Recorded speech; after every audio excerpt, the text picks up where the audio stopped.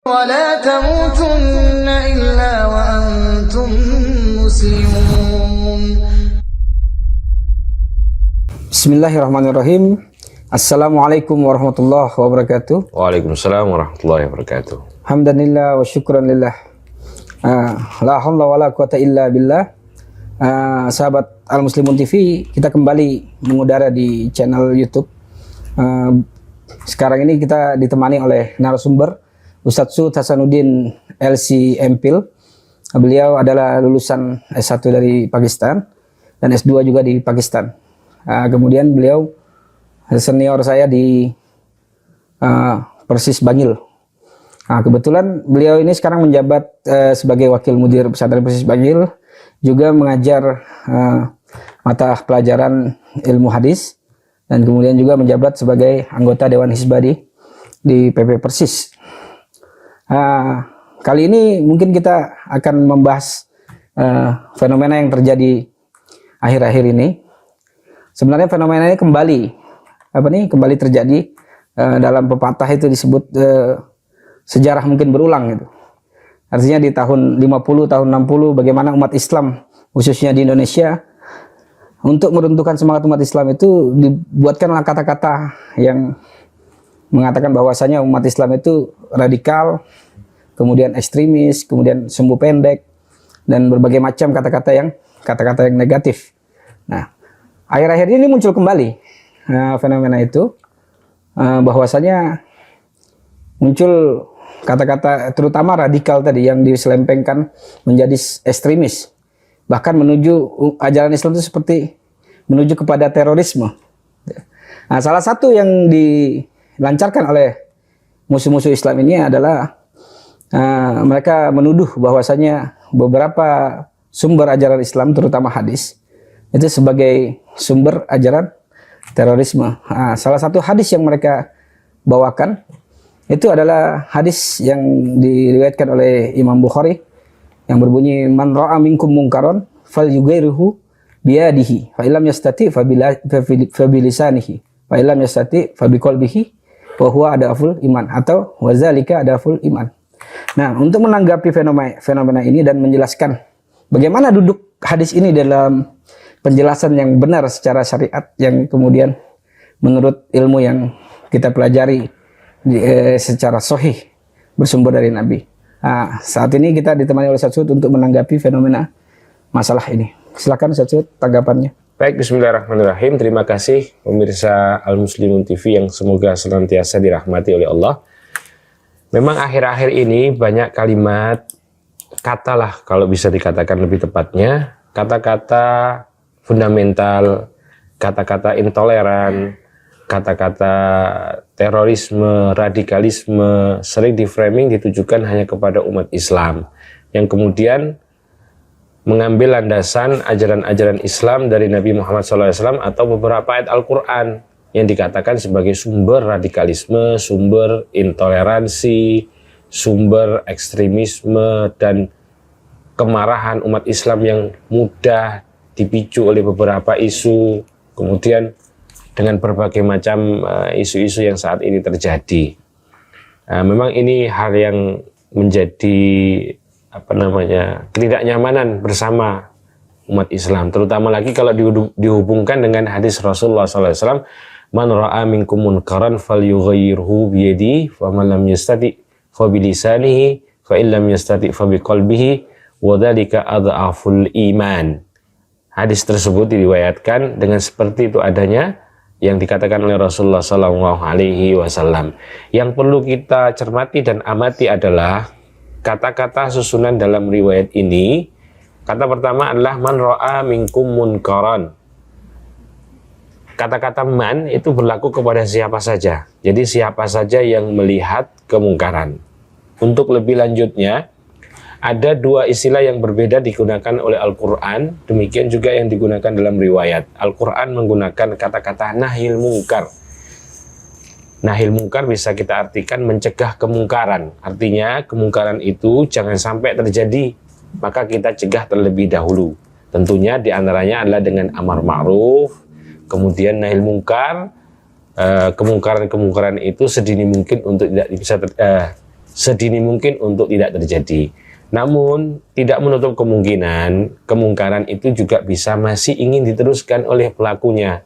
Maka yang kedua adalah yang disebut dengan taghyir mungkar, mengubah kemungkaran. Artinya jikalaupun kemungkaran itu sudah akan dan sedang berlangsung terjadi, maka harus juga tetap untuk dicegah, untuk dilanjutkan kemungkarannya. Nah, kata-kata ro'a itu juga kita bisa artikan bahwasanya ro'a itu bisa ro'a musyahadah, melihat dengan mata kepala kita. Demikian juga bisa melihat dengan pikiran ataupun ilmu pengetahuan yang kita miliki. Kata-kata minkum itu juga menunjukkan bahwasanya kewajiban ini adalah bersifat fardu kifayah.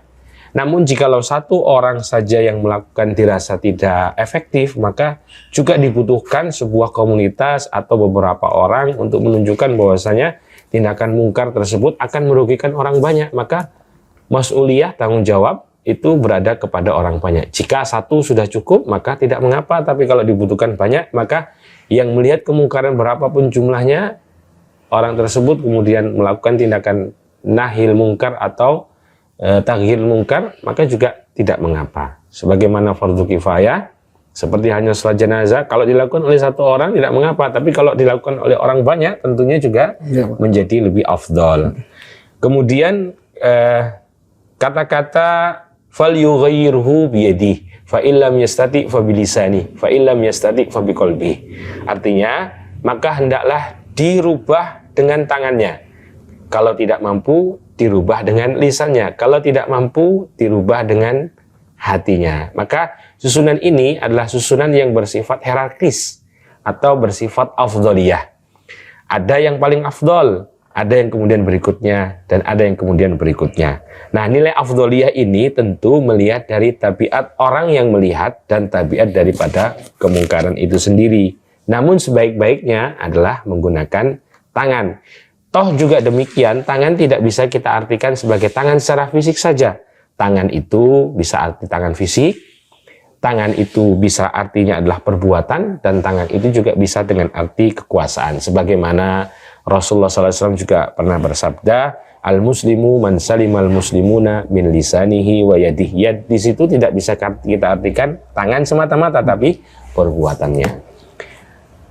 Pemirsa yang budiman, nah, dari riwayat ini kita bisa melihat sesungguhnya ajaran ini tidak mengajarkan intoleran atau menanggapi sesuatu dengan emosional atau terlalu cepat marah dan seterusnya, tidak demikian.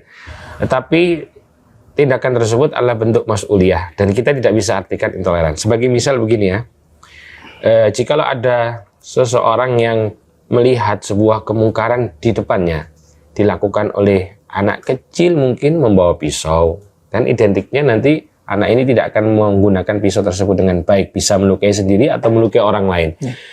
Maka sebagai orang tua menyambut dengan tangannya, mencegah langsung untuk tidak terjadi, itu lebih baik. Ada juga begini Ustaz yang ngomong,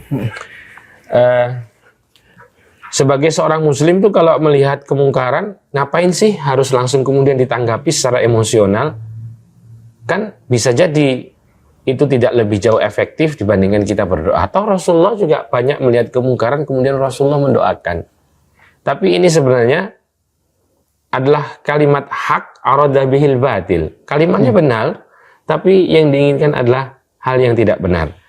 Dalam kehidupan sehari-hari, sebagai misal, saya sebagai seorang guru, sebagai seorang dosen mungkin, pada saat mengoreksi jawaban-jawaban murid-muridnya atau mahasiswanya yang salah, tentu kita tetap akan salahkan dengan tangan kita. Kita akan koreksi, kita akan berikan nilai. Tidak mungkin kemudian kesalahan tersebut kita biarkan dan cukup dengan kita mendoakan dia. Nah, itulah kira-kira disinilah letak kecerdasan Rasulullah SAW memandang bahwasanya taghyirul mungkar itu adalah upaya kecerdasan supaya nilai-nilai keburukan itu tidak terus berdampak kepada kita dan orang-orang yang ada di sekitar kita. Mungkin itu penjelasan saya. Ya, penjelasan yang sangat panjang ya. Saya agak menangkap tadi bahwasanya man ra'a minkum mungkaron, artinya yang dilihat itu adalah bukan yang lain-lain, tapi suatu bentuk kemungkaran. Sebuah kemungkaran. Sebuah kemungkaran. Artinya Nabi mengunci di situ kan. Ya. Mengunci di situ, dan tata caranya pun sudah disebutkan, bisa dengan tangan, nanti kemudian kalau tidak mampu dengan lisan dan sebagainya, dan sebagainya. Nah, artinya kalau kita bawa lagi ke dalam fenomena yang tadi, bahwa dikatakan hadis ini menjadi sebuah dorongan untuk tindakan intoleransi atau tindakan istilahnya anarkis. Ini sangat jauh Ustaz ya. Sangat jauh sekali, karena Nabi sudah mengunci bahwasanya itu mungkar.